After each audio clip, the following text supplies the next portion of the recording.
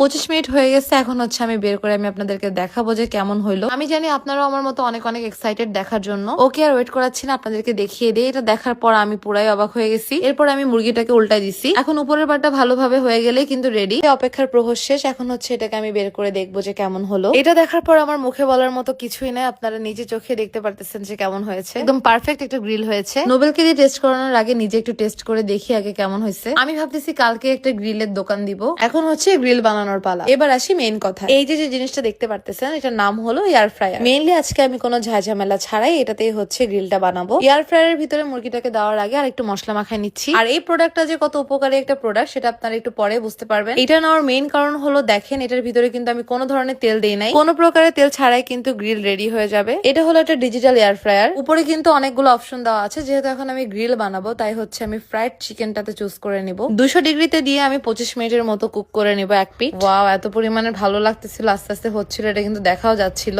কোনো প্রকারের তেল ছাড়া আজকে আমি আমার বরের জন্য 2টা মুরগি গ্রিল করেছি। ঘরে এত সুন্দর বউ থাকলে, আবার যদি হয় তার এত ভালো গুণ, তাহলে তো সে স্বামী শুধুমাত্র হবে আরাম আর আরাম।